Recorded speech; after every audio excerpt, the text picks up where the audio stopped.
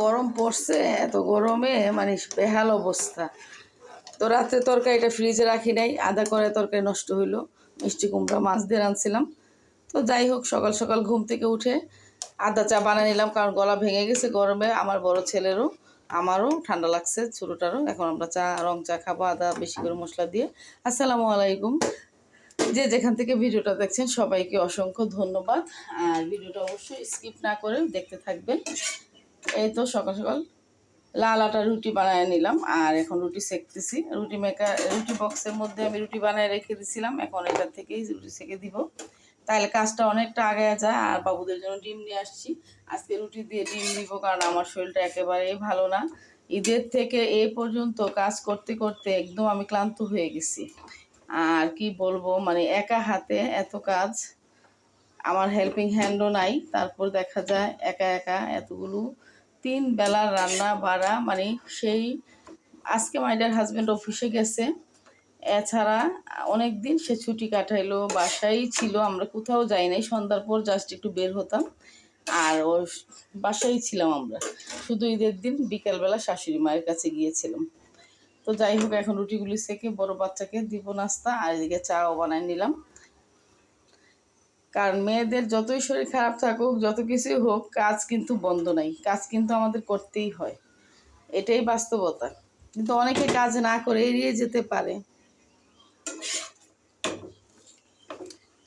আসলে দায়িত্ব কর্তব্য থাকলে এই জিনিসটা করা যায় না।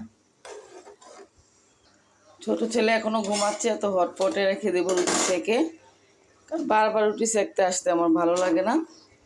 একবারে কাজটা সেরে নিব। ডিম পোস্ট করে নিচ্ছি।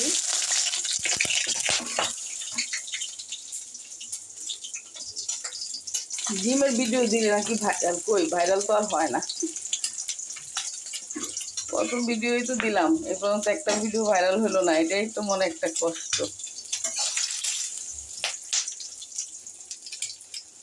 তো এই তো বড় ছেলের নাস্তা রেডি, আর আমরা এখন ইদানিং ব্রাউন আটাটাই খাচ্ছি। এটা স্বাস্থ্যের জন্য খুবই ভালো। আর ছোটো ছেলের জন্য ডিম পোস্ট করে নিচ্ছি, রুটি সেকে নিচ্ছি ঝটপট। চিনিটাও আমরা লাল চিনি খাই, তো বড় ছেলে আবার চিনি ছাড়া চা খেতে পারে না। আমি আর ছোটো ছেলে চিনি ছাড়াই চাটা, রং চাটা খাই। তো এই তো অনেক সুন্দর করে বড় ছেলের জন্য চাটা বানিয়ে নিলাম। আর এই চাটা খুবই উপকারী, এটার মধ্যে সব ধরনের মশলা দিয়ে আমি চাটা বানাইছি। এই যে আদা, এলাচ, দারচিনি যা আছে সব কিছু দিয়ে এই চাটা সবাই খাবেন, অনেক উপকার। ওরি খেয়ে দিয়ে এখানে আসছো কেন, ভিতরে আসো। ওরি এরকমই করে। জেগে উঠছে, এখন গাছগুলোতে পানি দিতে হবে, পানি না দিলে গাছের অবস্থা খুব খারাপ হয়ে যায়। মানে একদিন শরীর খারাপ থাকলে সব কিছু উল্টাপাল্টা হয়ে যায়। এই যে সব গাছ কিন্তু শুকিয়ে আছে, এখন পানি দিব আসা। আর পাখির কি সুন্দর ডাক, এটা কাঠঠোকরা পাখির শব্দ, ভালো লাগছে। আজকে অনেক রোদ উঠছে। তো সবাই ভালো থাকবে, সবার জন্য দোয়া।